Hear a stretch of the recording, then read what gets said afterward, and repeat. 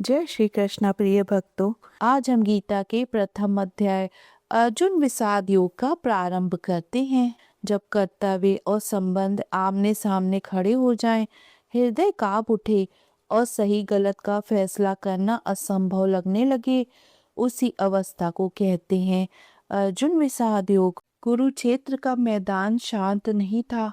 हवा में युद्ध की गंध थी।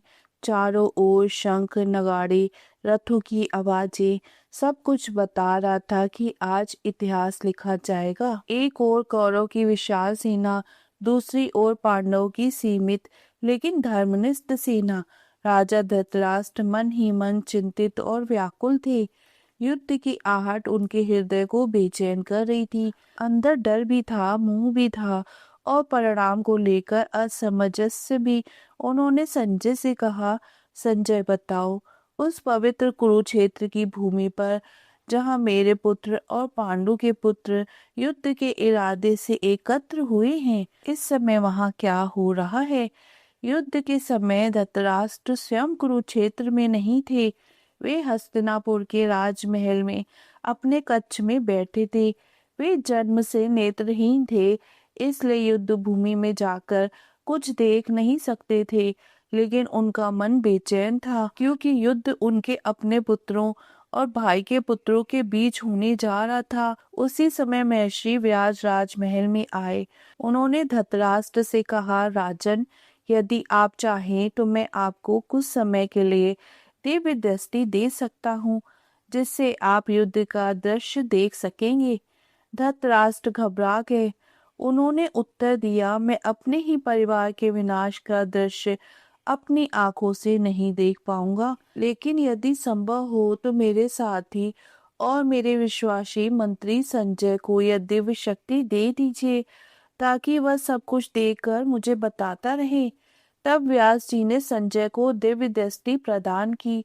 उस दिव्य कृपा से संजय दूर से बैठे हुए भी युद्ध भूमि का हर दृश्य देख सकते थे, योद्धाओं की बातें सुन सकते थे और जो कुछ घट रहा है उसे स्पष्ट रूप से समझ सकते थे। इसी कारण महल में बैठे हुए धृतराष्ट्र को संजय युद्ध का पूरा हाल सुनाते रहे।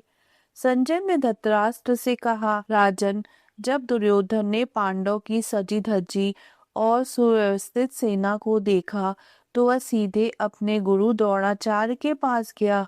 वही द्रोणाचार्य जिन्होंने बचपन से कौरव और पांडव दोनों को शस्त्र विद्या सिखाई थी। दुर्योधन ने उनके सामने खड़े होकर युद्ध भूमि की स्थिति बतानी शुरू की।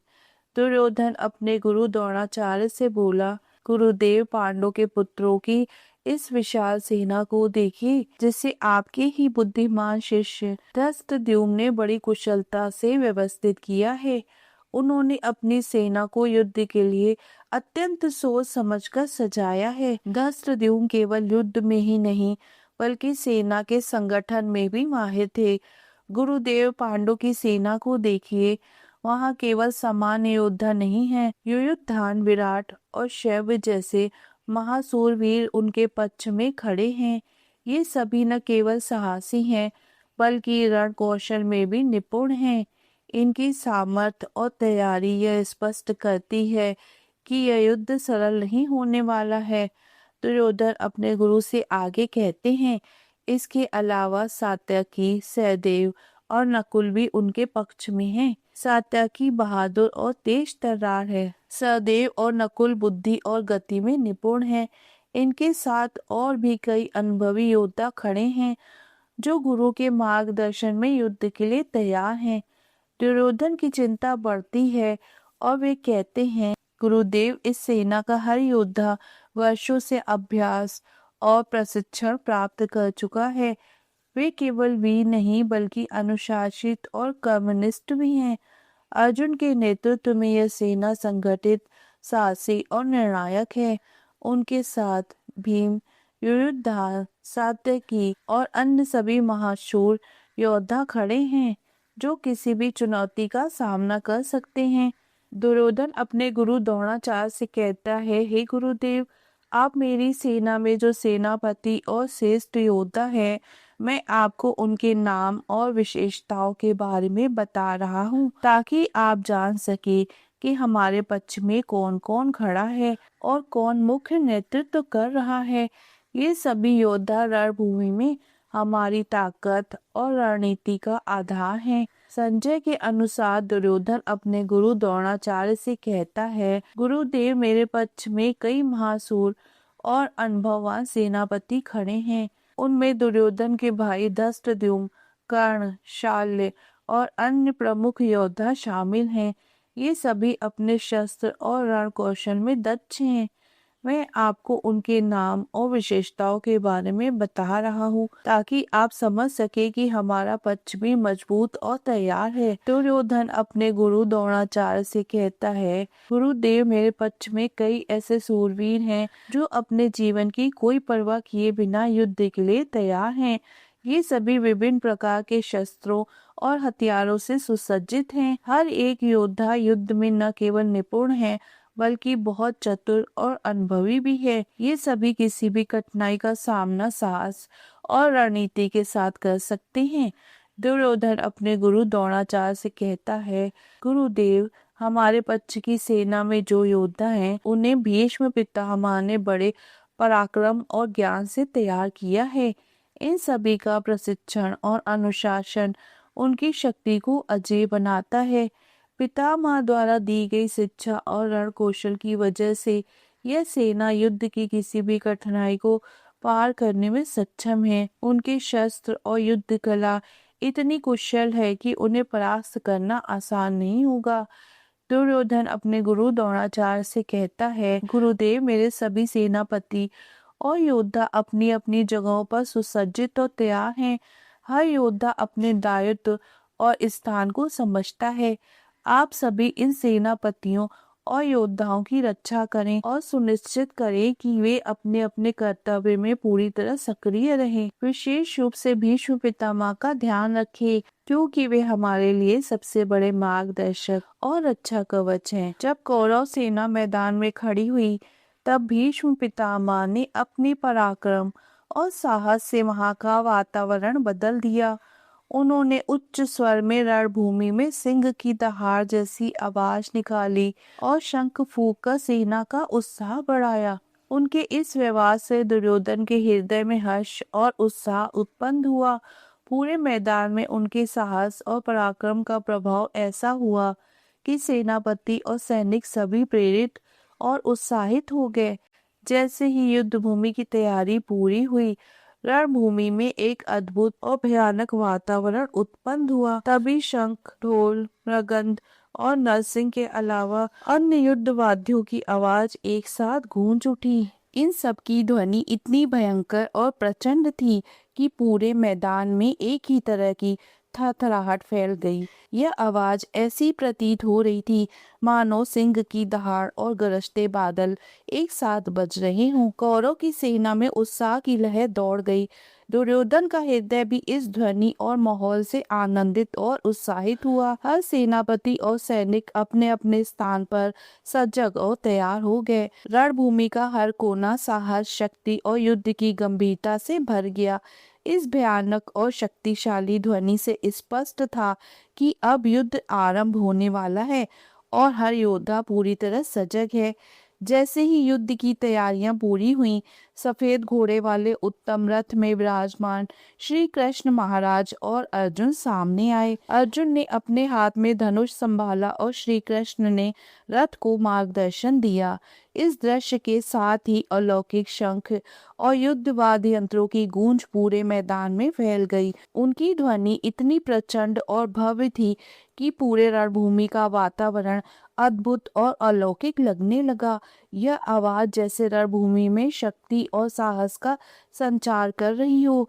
हर सेनापति, योद्धा और सैनिक अपने स्थान पर सजग हो गए और रणभूमि में साहस, उत्साह और अनुशासन की लहर दौड़ गई। श्री कृष्ण और अर्जुन के इस प्रवेश से स्पष्ट हो गया कि युद्ध अब निर्णायक रूप ले चुका है और प्रत्येक योद्धा अपने कर्तव्य के लिए पूरी तरह तैयार है। प्रत्येक प्रमुख योद्धा ने अपने विशेष शंख को बजाया, जिससे युद्ध का माहौल अत्यंत गंभीर और प्रेरक बन गया। श्री कृष्ण ने पंचजैव शंख फूंककर पूरे मैदान में अद्भुत और अलौकिक ध्वनि उत्पन्न की। अर्जुन ने अपने देवदत्त शंख से युद्ध का संकेत दिया। भीमसेन ने अपने पौंड्र शंख से सैनिकों में साहस और उत्साह भर दिया। काशी के राजा जो धनुर्विद्या में अच्युत और प्रवीण थे, और शिखंडी जो एक महान रथी थे, साथ ही धृष्टद्युम्न जो पांडवों के सेनापति और वीर श्रेष्ठ थे, और राजा विराट जो अपनी शक्ति और पराक्रम के लिए प्रसिद्ध थे, तथा सात्यकी जो कभी न पराजित होने वाला महावीर था। इन महान योद्धाओं ने अपने अपने स्थानों पर खड़े होकर अपने शंख फूके। उनके इस शंखनाद से युद्ध भूमि का वातावरण भवितव और गंभीर हो गया। उनकी ध्वनि ने पांडवों के साहस और उत्साह को और भी बढ़ा दिया। ये सभी योद्धा अपने अपने गुणों और पराक्रमों में विशेष रूप से निपुण थे, और उनकी उपस्थिति यह दर्शा रही थी कि पांडवों की सेना भी अत्यंत शक्तिशाली, अनुभवी और संगठित है। इन शंखों की गूंज इतनी भयानक और शक्तिशाली थी कि कौरव और पांडव दोनों सेनाओं के सैनिक सजग, सक्रिय और युद्ध के लिए पूरी तरह तैयार हो गए। रणभूमि का वातावरण साहस, शक्ति और अनुशासन से भर गया। इस समय यह स्पष्ट था कि अब युद्ध का निर्णायक क्षण आरंभ होने वाला है।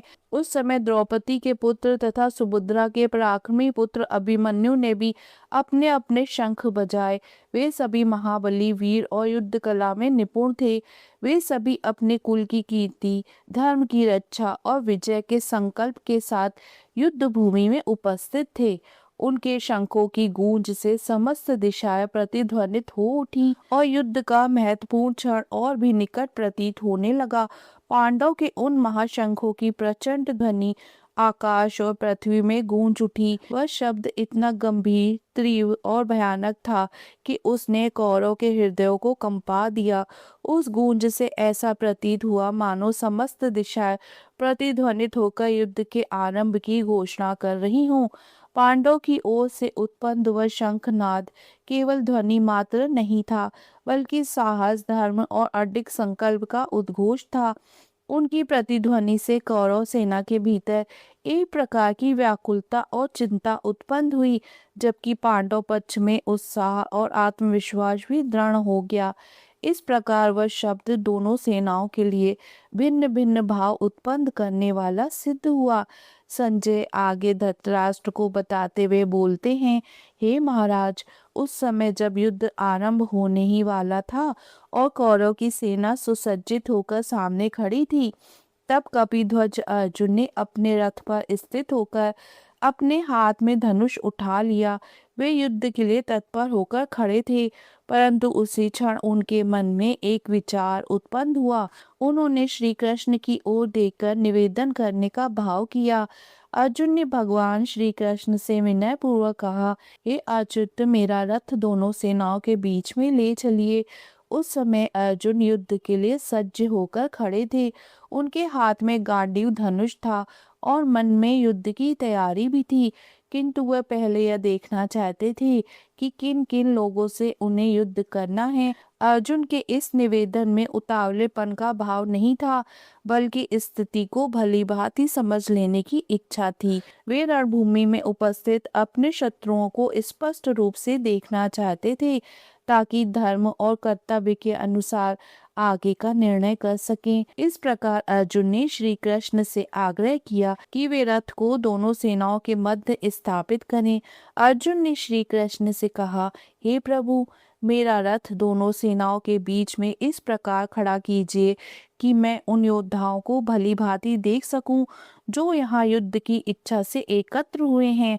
मैं उन सबको देखना चाहता हूँ जिनके साथ मुझे इस महासंग्राम में युद्ध करना है। इस प्रकार वे युद्ध आरंभ होने से पूर्व स्थिति का पूर्ण अवलोकन करना चाहते थे, ताकि वे अपने कर्तव्य का निर्णय स्पष्ट बुद्धि से कर सकें।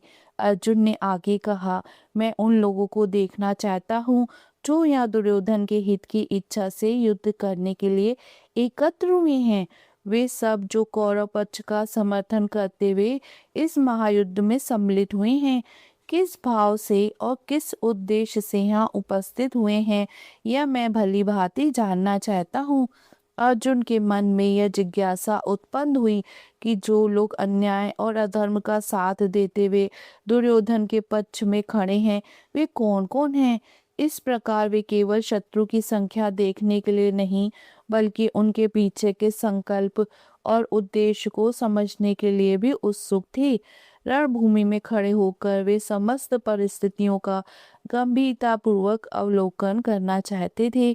संजय कहते हैं, अर्जुन के इस प्रकार कहने पर भगवान श्री कृष्ण ने उनका रथ दोनों सेनाओं के बीच में ले जाकर खड़ा कर दिया। उन्होंने रथ को विशेष रूप से भीष्म पितामह, द्रोणाचार्य तथा अन्य प्रमुख राजाओं के सामने स्थापित किया। श्री कृष्ण ने अर्जुन से कहा, हे पार्थ, यहाँ एकत्रित कौरव को देखो। इस प्रकार भगवान ने अर्जुन को समस्त कौरव पक्ष के योद्धाओं को सामने से देखने का अवसर दिया। अब अर्जुन अपने स्वजनों, गुरुओं और संबंधियों को प्रत्यक्ष रूप से देख रहे थे। भगवान श्री कृष्ण ने अर्जुन का रथ दोनों सेनाओं के बीच भीष्म, द्रोण और अन्य प्रमुख राजाओं के सामने रोक दिया। उन्होंने अर्जुन से कहा, हे पार्थ, देखो, यहाँ एकत्र हुए कुरुवंशी खड़े हैं। अर्जुन ने जब सामने अपने पितामह, गुरुजन, चाचा, भाई, पुत्र, मित्र और संबंधियों को देखा तो उनके मन में करुणा और मोह उत्पन्न होने लगा। रणभूमि का दृश्य देखकर उनका हृदय विचलित होने लगा, क्योंकि जिन्हें वह शत्रु समझकर आए थे, वे वास्तव में उनके अपने ही स्वजन थे। दोनों सेनाओं के मध्य खड़े होकर अर्जुन ने अपने ही स्वजनों को देखा। वहां पितामह, गुरु, मामा, भाई, पुत्र, पौत्र, मित्र और ससुराल पक्ष के संबंधी उपस्थित थे। वे सब शस्त्र धारण किए हुए युद्ध के लिए तैयार खड़े थे।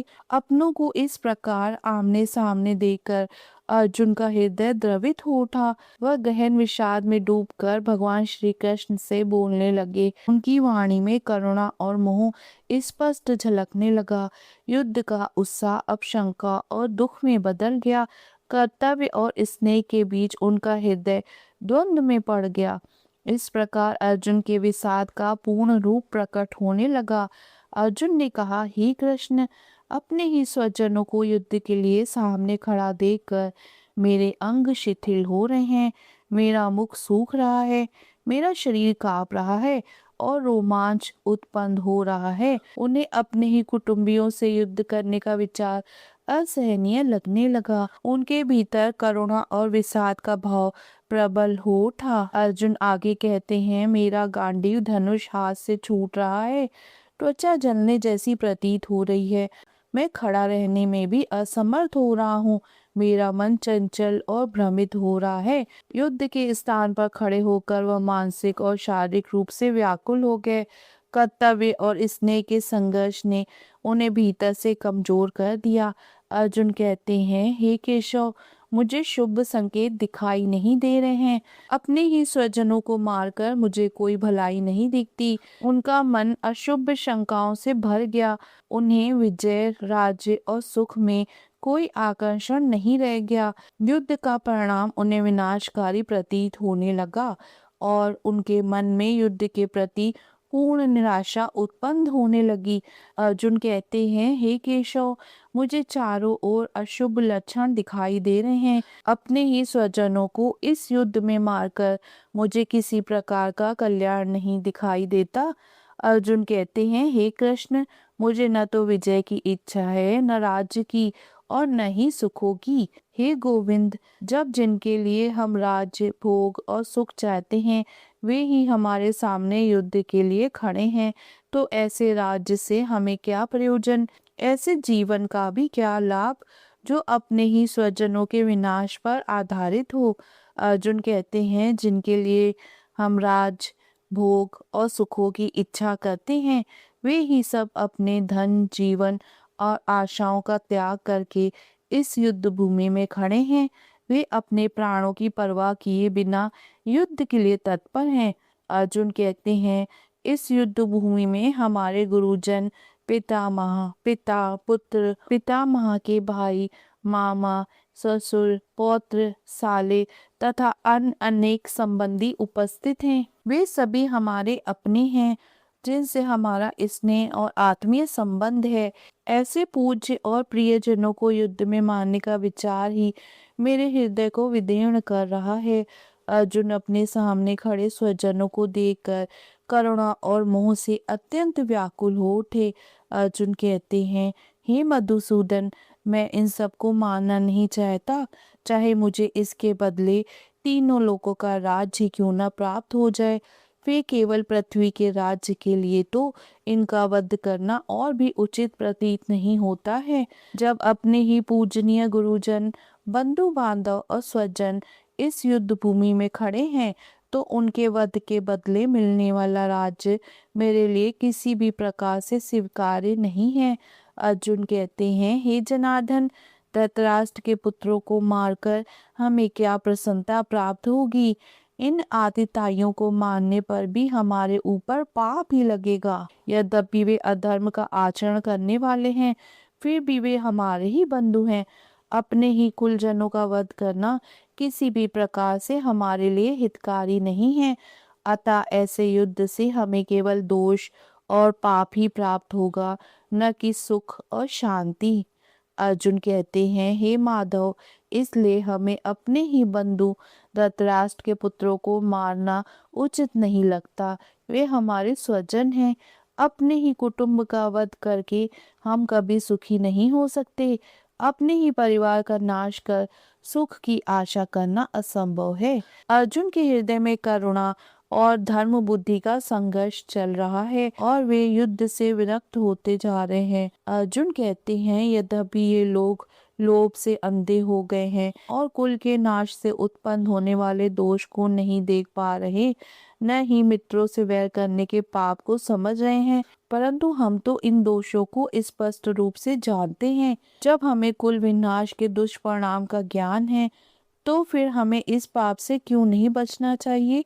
इस प्रकार अर्जुन यह कह रहे हैं कि यदि सामने वाले अज्ञान या लोभ से धर्म को नहीं समझ रहे, तो भी हमें धर्म का त्याग नहीं करना चाहिए।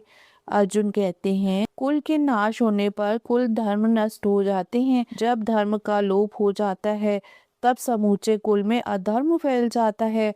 धर्म के अभाव में परिवार की मर्यादा, संस्कार और सदाचार नष्ट होने लगते हैं। पीढ़ियों से चली आ रही श्रेष्ठ परंपराएं समाप्त हो जाती हैं।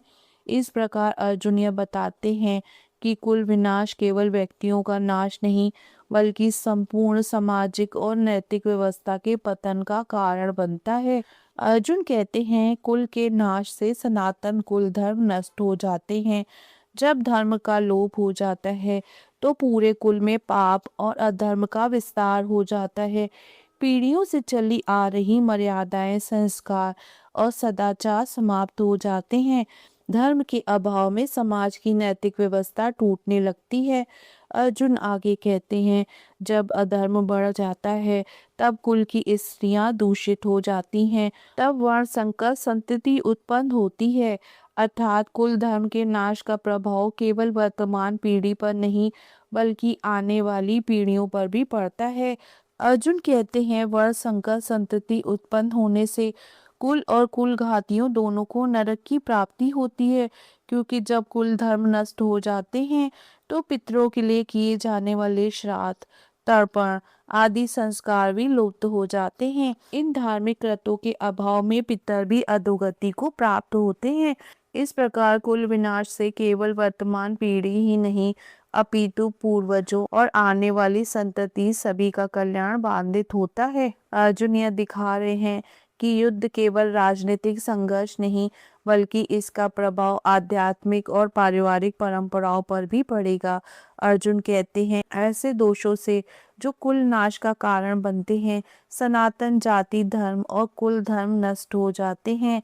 अर्जुन कहते हैं, हे जनार्दन, जिन मनुष्यों का कुल धर्म नष्ट हो जाता है, उनका नरक में अनिश्चित काल तक निवास होता है। ऐसा हमने श्रुति और परंपरा से सुना है। अर्थात शास्त्रों और आचार्यों से यह ज्ञान प्राप्त हुआ है कि कुल धर्म के नाश से मनुष्य का आध्यात्मिक पतन हो जाता है। अर्जुन कहते हैं, हाय, हम लोग बड़े आश्चर्य की बात है कि बुद्धिमान होते हुए भी महान पाप करने के लिए तैयार हो गए हैं। राज्य और सुख के लोभ से प्रेरित होकर हम अपने ही स्वजनों का वध करने के लिए उद्यत हो गए हैं। यह अत्यंत खेदजनक और दुखद स्थिति है कि अपने ही बंधु बांधवों के विरुद्ध शस्त्र उठाने का विचार कर रहे हैं।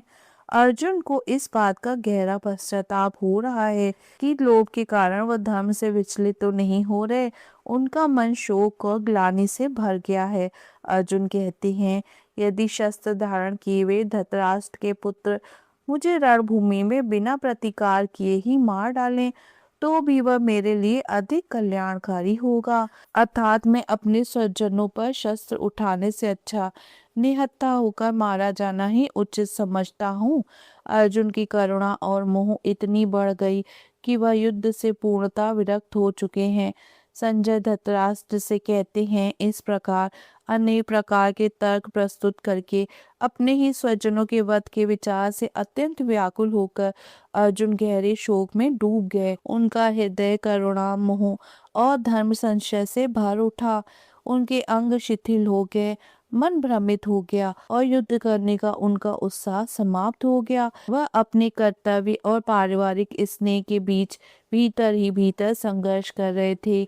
अंततः अत्यधिक विषाद से ग्रस्त होकर उन्होंने अपना गांडीव, धनुष और बाण त्याग दिया और युद्ध न करने के निश्चय से रथ के पिछले भाग में बैठ गए।